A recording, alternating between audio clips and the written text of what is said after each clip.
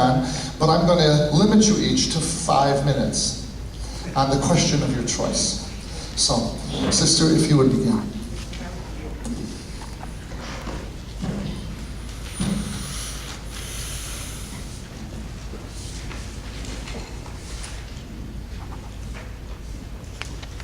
I think the question that jumped out at me of the set that we were given is the one that says, what are your hopes and dreams in religious life? And I think that's probably the heart of it for all of us, what really keeps us motivated going day after day, year after year. And I must say, speaking of years, it's nice to be among religious who are older than me. I feel young. So, except for Sister Janet, excuse me.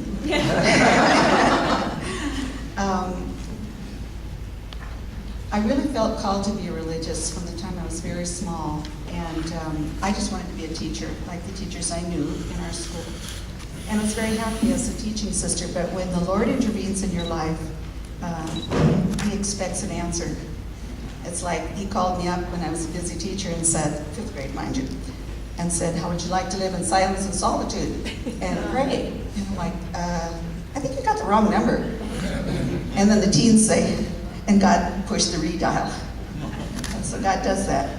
He's very persistent, and actually asked me to make a sacrifice of the things that mean the most to me, living in community, teaching, and being that kind of a public witness where you are, like on the forefront every day.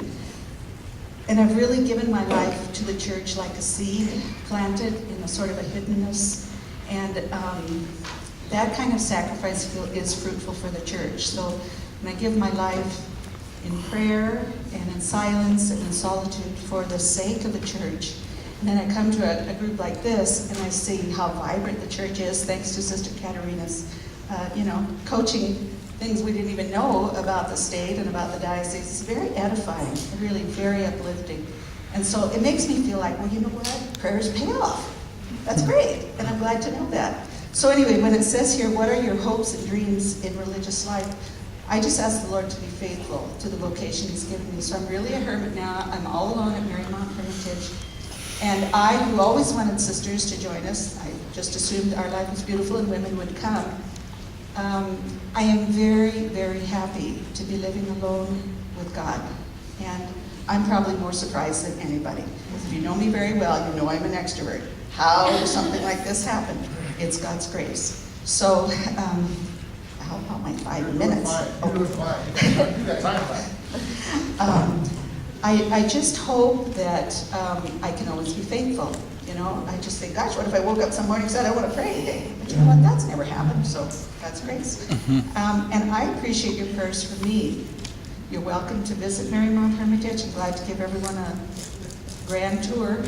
More importantly, I invite you to put God first in your life and spend time in retreat, in silence, in solitude, in prayer, like I do on a temporary basis. Priests, you get to come free since we don't have a chaplain. Very happy to offer that for you. Including the bishop. And I thank the priests who have come to Marymount on retreat. I had one priest say that was the best retreat he's ever made in his entire life. That was a huge compliment. But I really do believe, if you give people the opportunity to pray everything provided for them, God does His part. You come on retreat and real graces come to you. It can be life-changing graces. So you're invited to come on retreat, whoever you are, man or woman, priest or lay, even non-Catholics. One of the clienteles we have for our retreatants at Marymount, surprisingly, you might think, are Protestant ministers. They don't have structures like that in their churches, and they find that very supportive, that a praying community is there, and they can kind of plug into it. It's a real support. So anyway, I appreciate your prayers. I appreciate your support, and especially spiritually. And come on retreat to Marymount. That's my little sales pitch.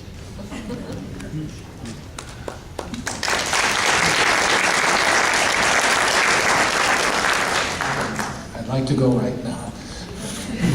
All right. Okay. I would like to reflect on the first item there. How have members of religious communities serving in the Diocese of Boise brought their understanding of community to bear in this diocese. For example, what virtues and qualities do they value and replicate in their ministry?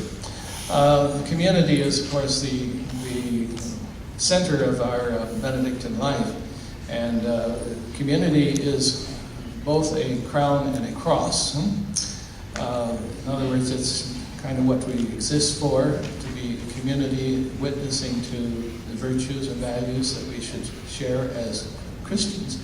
But it's, living in community can also be a very difficult thing. I would just relate to one occasion in the community there in Jerome. I came a little late to breakfast because I also operate the gift shop, and I was taking care of a customer at the gift shop. So I came a little late to breakfast. I sat down, said my prayer, sat down, and began to eat the omelet that was there. And then I made a remark to the one who had made the omelet. I said, "This is really good." And his response was, "Well, no thanks to you. You weren't there to help me." And he carried on for 5 minutes like this. And I am also the vocation director, and I had invited a young man to be there present, and he sat beside me at the table. He had told us the day before that he wanted the application papers. After that, he would not accept them. So that's the thing you have to deal with in community, though. And yet you have to bear witness to Christ. And, so that's, a challenge. But I think if we're going to serve the community, the broad diocese, the church at large, it is to be what we have been called to be as religious. And the sister pointed that out there. She's doing the job of a hermit now, and to be that hermit. And for us Benedictines to be those, the Benedictines, to experience that aggiornamento and to put it into practice. And in this way to be a model of the religious life. And I think the model that we have in the scriptures that has always been applied has some application here, and that's of course the Martha and Mary story. It can be interpreted in various ways, and maybe sometimes it's over-interpreted in regard to religious life. But, Mary as the contemplative and Martha as the one who's serving. I think religious life in general has both of those aspects most of the time. And so we speak of models. And speaking of models, somebody once told me that I was a warm and model religious. Oh, that was very flattering. And I kept repeating that. I began to get suspicious, So I thought, well, maybe there's more in these words than I'm, aware of. So I looked up warm in the dictionary, and sure enough, my suspicions were confirmed. It said not very hot.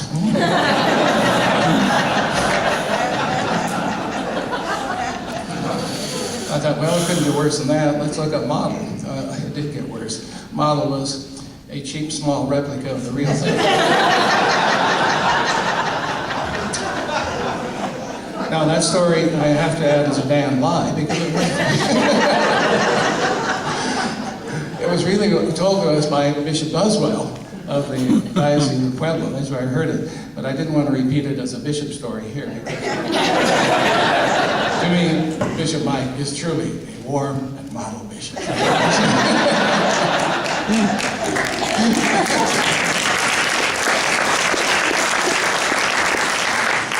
He gave me a wonderful welcome when I came to the diocese here, and I really appreciated that day that I was able to spend with him. Let's see, I think that covers it then. So anyway, to be community means to be really multicultural. That's what we experience in community. And multi-personalities, adjusting to that. And that is so important to be able to do that. It takes a lot of doing. We're not we're not monolithic. And we could end up in, being the idea of the religious life and the community life is that we're like stones put into a tumbler.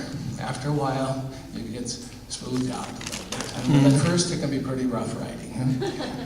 And I think the real challenge in religious life is that for a young person coming into religious life, it's exciting at first, but it's like a hot bath. After a while, it ain't so hot. In other words, it gets boring. But that's important. Because it's in boredom that we come really to face ourselves. And is really a very significant goal of religious life, to become honest with yourself. And in a condition of constant stir and activity that becomes kind of fascinating and entertaining, we are not likely to come to grips with ourselves. And if we don't come to grips with ourselves, we aren't going to be of much service to others. Thank you.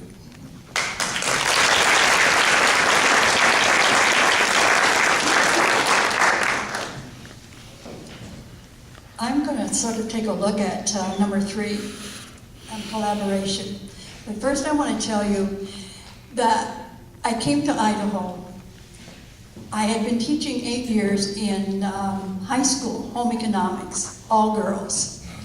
And at that time I was still in, well, most of that time I was in the full habit and living as a professional teacher, only mixing with young girls. And I missed the family. I'm the oldest of 10. When I was 5, my mother had 5. There were twins, and we were 5 under 5, so I was mother's little helper. And then I was, St. Thomas, Missouri is a long way from Omaha, Nebraska, and so also we had a dairy farm. So my father, I didn't see my father the first 5 years. And when the girls had, the sisters, had visitors from their family, my mother came after Christmas and got to stay a couple extra days. So I was not around the family, and I really missed the family. So when I asked the community, but my idea was that I was going to work the other thing was that I was taking a master's in religious education. I did not want to go on in home economics because I had been teaching in high school salvation history. And that really caught my eye in how God works. It hit me. God was working with everybody in the Old Testament, and everybody had a relationship with God. I had a relationship with God too, and where was it going and what was he saying? And so with that, I wanted to go and work in, I thought a parish, but more in the Midwest, so I'd be closer to my family. But then the school closed in Buell, Idaho, and I was going to the university, Seattle University, and stopped by to see and met Father McNeil, a good Irish priest, and you were starting the religious education in the Southern Deanery, and I saw Father yesterday, Father Ramirez, and I saw myself. What was this young sister coming out, weighing less than 100 pounds, working in these parishes in the Southern Deanery, and just loving it because I was with family. But at the same time, training teachers because the school had closed in Buell, but also in Twin Falls. And I was going to some other parishes, even up in Sun Valley and Haley. And here I was, this young thing trying to teach them.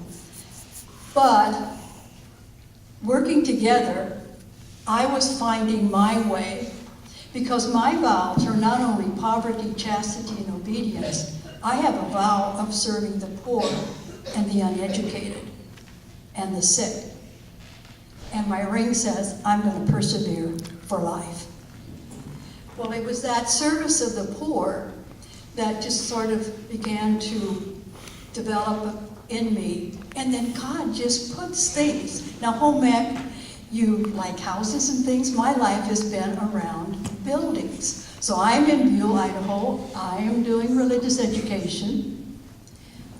But I'm in a big convent that's new. It has 8 rooms in it. God brings into my life a young girl and another sister, another young girl. And pretty soon we're looking at making that into a home for girls. And I know Father McNeil and the bishop didn't exactly know how this was all going on. And I didn't know either how Father McNeil was going to act. But the girls did it. These needy girls would go out and talk to Father, or they'd go and meet him in church. They said, can I talk to Father? I said, let me call Father. He would meet him in church. And it was through those little things that he couldn't have been more supportive and helpful. And from there, I was working in Shoshone 1 day a week, so I get to know the Basque community, because Father Juan Garatea is Basque. And at the same time, Father McNeil is going to what then is Green Giant, and there's a whole Hispanic community. They're bringing in busloads, and he says Mass for them. And I go over. But I'm just observing. I don't know at that time that God is going to bring me into a bigger working with the Hispanic community. So when Bishop Trinan asked Father Juan, who is bilingual, to start the community in Twin Falls, a whole year we're in, the monks have moved out, but we didn't have the building in the very beginning. We had to show the bishop that there's Spanish-speaking people all over Twin Falls, not just in South Park. So we did that, and then when you moved out, and Father Juan moved in, and I was still on a little break, but he kept calling me. He said, when are you coming? When are you coming? So I came August 1st. There, working with the people, and I didn't have the language, but I had permission from the bishop, and I had permission from my community, and I could work with Father Juan. That was 1 day a week. You know, it's entirely different when it's 7 days a week, but God is great. With that experience of working with the Hispanic community, then God leads me. There's the new immigration law in '86, and we become a site. So all these experience of having the Hispanic people and filling out the papers, and it leads one thing to the next, and it's still going on. So when that closes, well, then in that time too, Sister Louise, the women in Jackpot won a mainline service, Protestant service. Father Enrique, that's how that whole ministry got started. He liked to go down there. He's Hispanic. The Hispanic people want their children baptized. They want weddings and that, and they started doing it. And he invites Father Juan, and I'm working with Father Juan, and we don't have masses in the evening, so we go down. They rotate. But anything outside of the Mass, they look to me.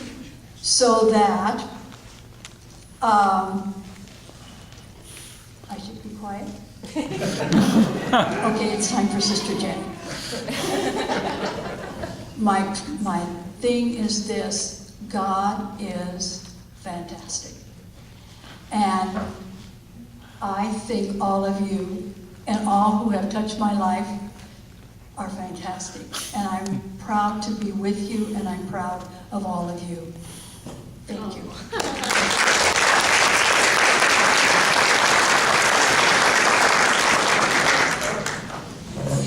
We were given a list of 6 questions, and everyone could choose the question they wanted to talk about, and luckily no one chose mine before I got here. The question I'd like to reflect on is number 2. In what ways have the dedication and commitment of religious built up the church in the diocese, and how can their contributions continue into the future? The Benedictines who are here in Boise this week, were sitting around last night talking about the contributions of our community and all of the other sisters that we've worked with over the years in Idaho. We've been in the Church of Idaho for 100 years. And I remember our sister Mary James telling me one day that she was a novice in 1918, and our community has always been proud of the fact that we have prayed the Liturgy of the Hours daily, every day in Idaho for 100 years. And even during the flu outbreak in 1918, there were at least 2 sisters in the chapel every day to pray the Liturgy of the Hours. And I think as Benedictines, we're formed to live the common life under the rule of Benedict and under the prioress, and to pray together. And out of that prayer comes the service we do for the church. And that 100-year history of praying the Liturgy of the Hours every day builds on or strengthens us to do the work that we've done. And it impels us, by listening to the gospel and the Psalms, to do that from the call of Jesus. And so we were talking about how the ministries that we've done in Idaho have been called out of that prayer that we do together. And we've been involved in healthcare in Idaho, like many of the religious communities. We founded hospitals first in Wendell, Idaho, St. Valentine's, and then in Jerome, Idaho, St. Benedict's, and St. Mary's in Cottonwood. And that began our healthcare ministry. But we've continued in healthcare. Many of our semi-retired sisters have lived with people as companions and caregivers to enable them to stay in their homes.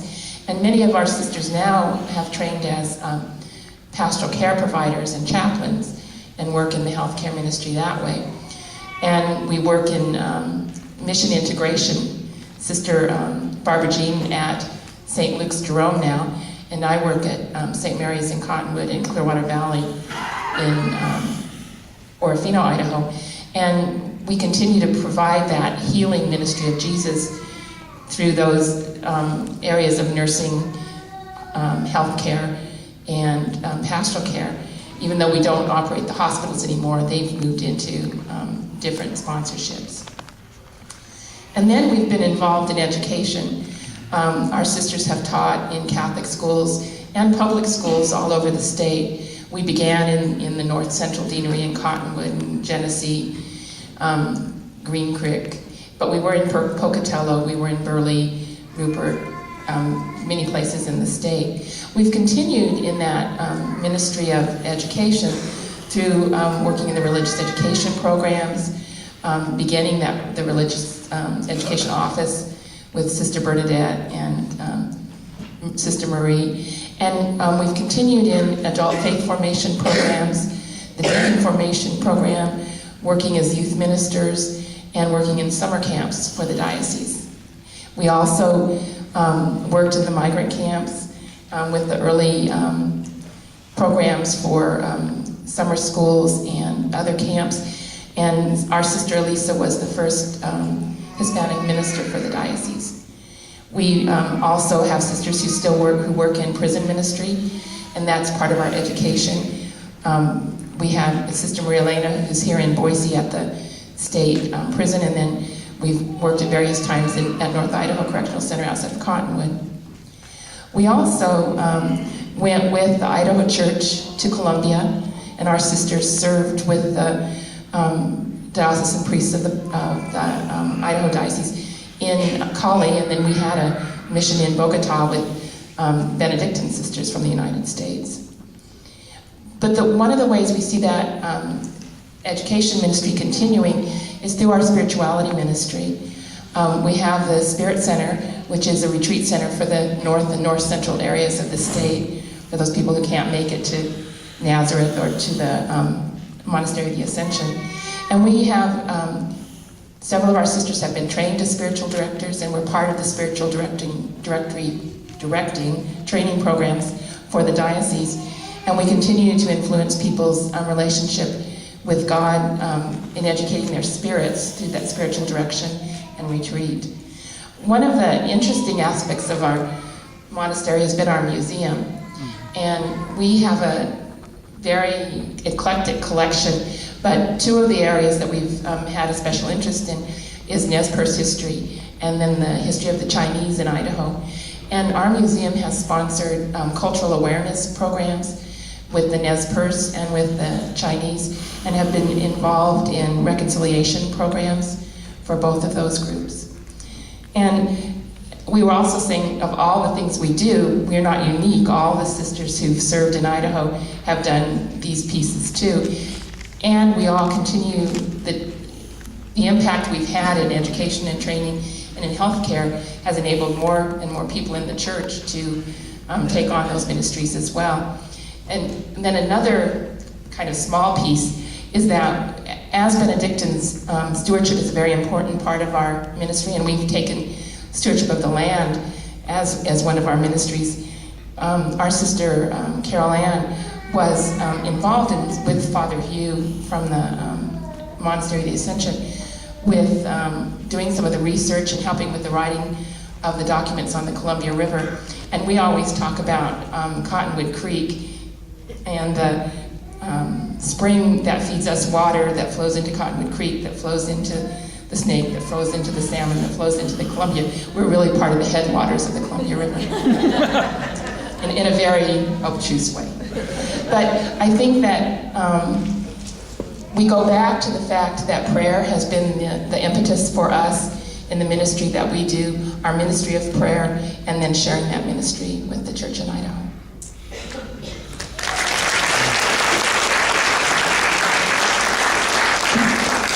Thank you. Sister Katerina, are you in the room? You are, okay. So Sister Katerina is going to come back up. If you have a few words of summary here, that I would love to hear those. We would love to hear those. And then questions, following that, questions for Sister Katerina or for anyone on the panel.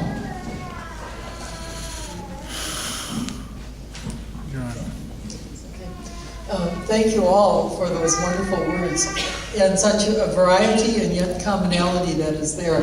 And I think the commonality of being people who believe deeply in God is what we all share, and that was so well expressed, so thank you. It was interesting how the different questions were chosen. It gave a nice variety to the answers, and yet God's providence, God's presence, and each person's desire to be faithful to God's call is so clear, and I think that's in the hearts of each person who is here. I've heard it expressed by every form of ministry that's represented here. The other thing that strikes me is the connection between ministry and prayer, and ministry flows from our prayer and our life with God. And the working with people, we can be present to people because we come with God's blessing, with God's voice within us. And I think that's so clear. I love the way you expressed, Janet expressed the ministry in this particular area of the region of the church. And there is a uniqueness to that is wonderful too. So there is both variety and commonality. Probably the increase in the ministries that deal with prayer, retreats, and spirituality is brought out by each person present here, and that's something that I believe very much is the case, that we definitely are moving in that direction of seeing religious life as that being a primary responsibility, and perhaps that unique gift that we might have been searching for in a way that we didn't know in some of the other ministries that we had. I know in a few minutes we are going to be at the table. Everybody got a chance to say where their vocation came from, and I was thinking, I was quite aware of my own vocation. I don't think any bishops got credit for vocations yet, but when I was confirmed in 6th grade, and at the time we had a very, I don't want to say cross exactly, but a very stern bishop. And he came, and our parish had not had a lot of vocations. It was an old parish, one of the oldest in the state of Minnesota. And so he scolded the parish. He said, there should be more vocations here. And it wasn't done in a very inviting way. But I was sitting there thinking, I'm going to show him. I'm going to be a vocation. Well, many years later, when I was teaching 8th grade, he came, that very same bishop. By then he was an older bishop. He came, and he had mellowed a great deal by then. And I was teaching the 8th grade and scared to death that they wouldn't be able to answer questions. It was in the days when bishops asked questions. I don't know if you do that yet, Bishop, or not. No, not too many do. Afraid of the answers. But anyway, that went all fine. And afterwards I told him about that experience of my confirmation. And here is this now nearly 75-year-old man, and he just welled up, tears in his eyes, so I'll never forget that. And it was, certainly a lot of thoughts went in and out of my mind in between, but we never know when there's going to be a voice or a word that we give that makes a great deal of difference. One final little thing, I've been part of Cardinal Bernadine's Catholic Common Ground initiative since its beginning in 1996.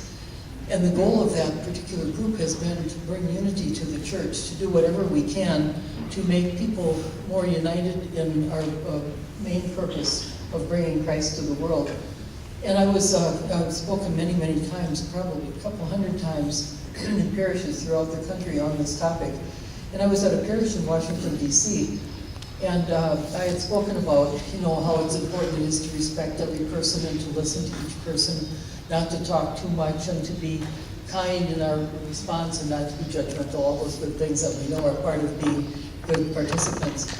And so there was a man, people asked questions and I responded kindly, I think. And then this one man, nobody had stood up, it was a small, maybe group of 50 or so, all men, it was a men's club. This man stood up and I could tell he was angry. His tie seemed a little bit too tight and his face was red. And he said, I don't understand your group. I don't know what this group is doing. What is that cardinal doing starting things like this? And you should just pay attention to the Pope and you should be wearing a habit. And he went on and on and on. Oh, and I thought, well, I'm saying this little prayer to the Holy Spirit, to myself, not aloud. And so I finally, he took a breath and I said, well, thank you very much. I can tell that you really are concerned, and I thank you for your opinion. And so he sat down, and I thought, this is not the end of it. So the questions ended. Everybody left the room and went out to have coffee, except this man, and he came up to me. I thought he was going to choke me. He went on and on in the same way. And finally, I just put my hand on his shoulder, and I said, God must love you very much. And he said, what? Why are you saying that? Nobody's ever said that to me before. And I thought, no wonder. And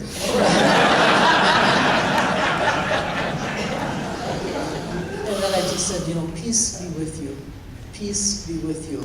And I reminded him of the gospel that was around that time, or right after Easter, of where Jesus wants nothing in our lives but peace. And I said, that's my wish for you. And the man just burst into tears. And he said, I don't know what happened. Something overcame me when you said that. He said, I've got to change my life. And then he told me about having moved his family 5 or 6 times because he never liked the pastor, so he kept moving them. He had 4 or 5 children. And he said, I can't keep doing this. And I said, right. And anyway, but he was so, it just was an amazing thing came over him. I believe in the Holy Spirit. I had no idea what to say to this man, and I was really a little frightened. Well, about 15 years later, I was in Washington, and the person who had invited me in the first place said to me, do you know that that man is still in our parish, and he has become a very great participant? He's just a wonderful person. His life has really changed. I take no credit for this whatsoever. This is God's work. But I think whenever we feel unworthy or unable, say a prayer to the Holy Spirit. The guidance that we can get from the Spirit is very, very powerful.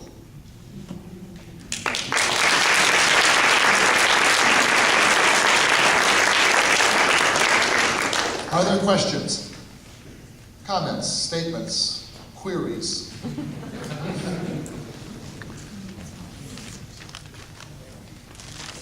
Come on, Martha. I do have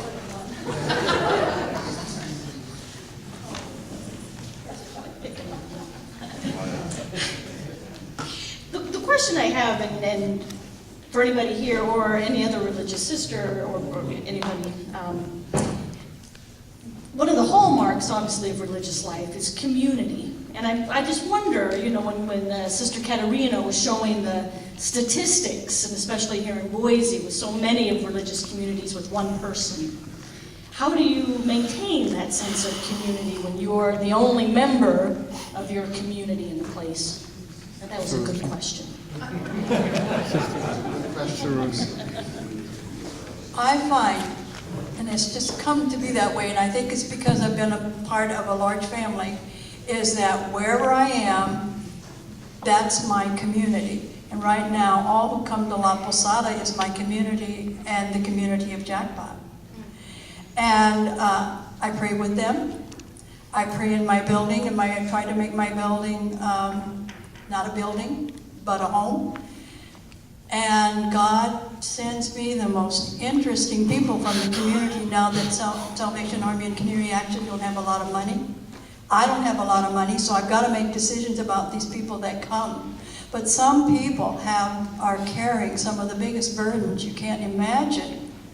But I do like being an older woman because I try to be compassionate and understanding, and maybe I can't pay your power bill, but I can listen and I can encourage and perhaps send someplace else, or there's a couple other churches and myself. We sort of research and we may help with part of a bill or something, but many times it's the need to say, oh, I'm going to keep you in prayer, I know you're suffering, or the other thing is God blows me away. We get up and I'm maybe going to do something, or I'm not, but some scrounge, I don't want to say scrounge, but you know, just a neat looking gentleman, he says, sister, can I give you a hug before I go? And I feel like it's God giving me a hug that I can do something then for somebody else. But then I also am aware, I love the media, I hear from my community and I hear from some of the sisters in my community. And I'm sorry, Sister Barbara is over in Jerome, but unless I saw her on her anniversary, but to get, it's like I spend time with people who need my time.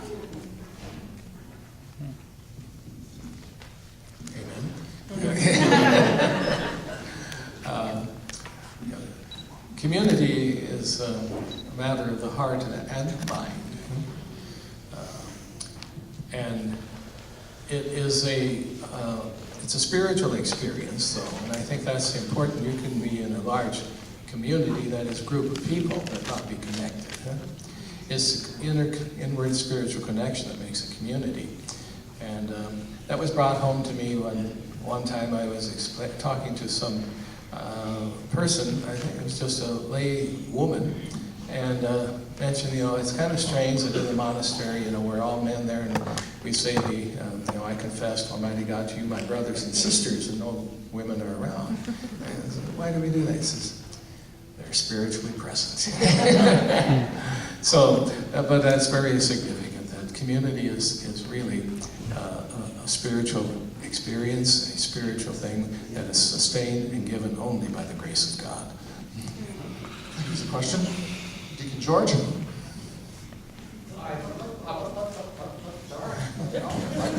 I heard your voice and I just looked up.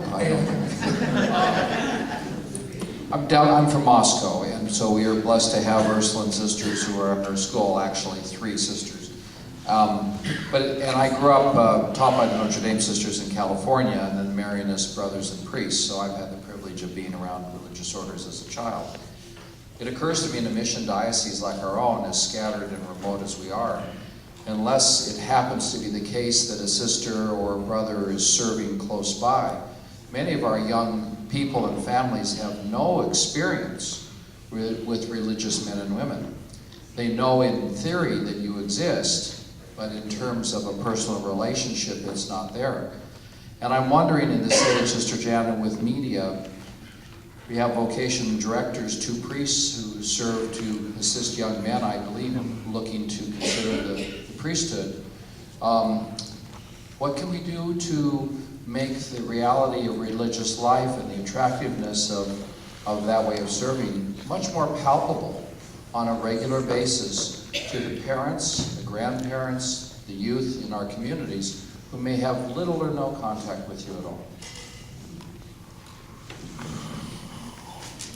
We try to have a little bit more contact in the areas of working on busy student retreats on the university campuses.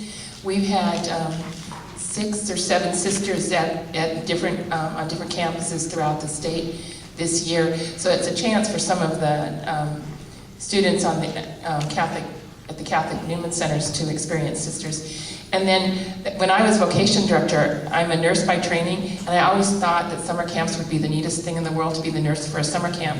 And so when I was vocation director, I finally had summers free enough that I could be a nurse at a summer camp. So there have been some ways that we've tried to be physically present. We also have a volunteer program at the monastery, and right now we're just beginning our monastic immersion experience for this year. We have 5 women who are going to be spending 8 weeks at the monastery living the life with us. We do have our website, and we are trying to make that more and more available and enticing for people to check out. It is one of the challenges, and it's that self-fulfilling cycle that if you don't have contact with people, they don't know you, and then your communities become smaller, so you don't have people to send out to have contact with people, so they don't know you. And we try to do what we can with that, but it is a challenge. Like Sister Beverly invited everybody to come and do a retreat at the Hermitage. I imagine she would take visits from families as well. And we're always open to having families come and visit at the monastery as well. At the Monastery of the Ascension, we have been blessed to have the help of a person that used to live here in Boise, and that was Peter Esfield. Maybe some of you know Peter or know of him. He's kind of he is a unique person and personality. There's hardly a spare inch on his body, at least the body parts that I've seen, that does not have a tattoo on it. But that makes him very attractive to the younger generation, at least in a sense of curiosity. But he said, the Monastery of the Ascension is the best kept secret in the state of Idaho. And so he's out there recruiting young people to come and visit. So last summer we had a period that he had organized a retreat for these young people, and it isn't a very silent retreat, I guarantee you. But they get exposed to our life, and we get exposed to them and the area that you live in. Culture, family, and so forth is very closely connected to your geographical setting and culture. And we had the explanation here of the man who had to keep moving his family, and he says, I can't keep doing that, And I think we've all experienced such families. We see the children sometimes can be very disoriented, and disorienting. So anyway, getting acquainted there with us and the local territory has been a great help. So in this way, we're trying to gain more exposure. It's amazing that you have people on the other side of town, Jerome, which isn't a very large town anyway, saying, I never knew you were there. So getting out the word is a challenge at times. Anyway, but his help is a help, all right? But you're on Facebook now. We're on Facebook. We're on Facebook, and just this past week, in fact, just yesterday, what is today? Wednesday? Mm-hmm. Wednesday. Yesterday, I got a DVD that was just recently made of the monastery, and that is now on YouTube. So, and we'll be putting that link on our website, which is idahomonks.org. All right, that shouldn't be too hard to remember. Just remember, it's monks, plural form, idahomonks.org. Anybody else? Right. Yes, please. At one stage in my life, I worked for the National Vocation Office, and I wrote a pamphlet called 10 Secrets for Parents Children May Not Read. Well, 3 of the things that I said there I think are still relevant. One is you take your students to visit colleges in order to decide where to go. Plan a vocation trip with your children and visit different communities. We are near wonderful vacation spots, but if you take the initiative and you value it, then it makes a difference. So that's the first idea. Take a trip and go visit them. Second idea, one of the things we as a community do is to pick out one parish, and we pray for that parish on a Sunday. We put it in our prayers of petition, we write a letter to the pastor. That's our parish for the week. Some of us adopt a particular priest, and we correspond with him. He corresponds with us. What about finding a sister and adopting her, and writing to her and staying in touch and going to visit her? What about adopting a religious brother, inviting him for a picnic, whatever? That we build these bridges, that we are together involved in this. Third thing is, when you talk about it, yes, we're in the news right now. So what do you say about that at the dinner table? What do you say about that to your older brothers and their older brothers and sisters? To bring it into the conversation as a good thing. We talk about being married, and young girls dream about white dresses and flowers and the prince that's going to come on the white stallion, and the guys look for the equivalent. You know, what about inserting into the conversation, whether that's priesthood or religious life, lay ministry, the pluses and the excitement and the positive pieces of that. There are hard things in any walk of life, but I think we have to lift up the exciting parts. So those were 3 of the 10 ideas. If you want the rest of them, come see me.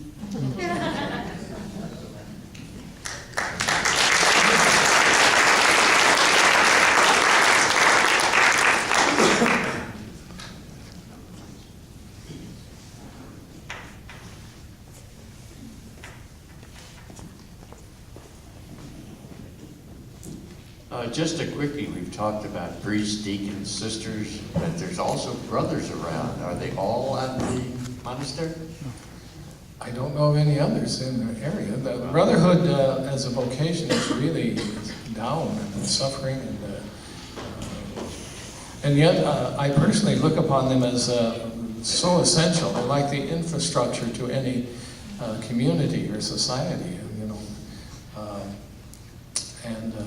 If we're suffering as religious communities, it may be because, as male religious communities, it may be because of lack of brothers. And I think we communities, male communities, could do a lot, and with the help of the laity, to encourage that vocation.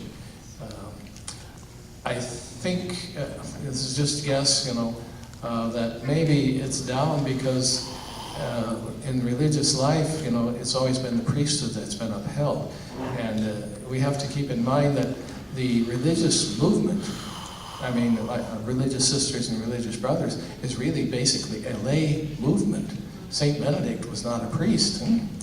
And so these all emanated as lay movement issues or projects and processes.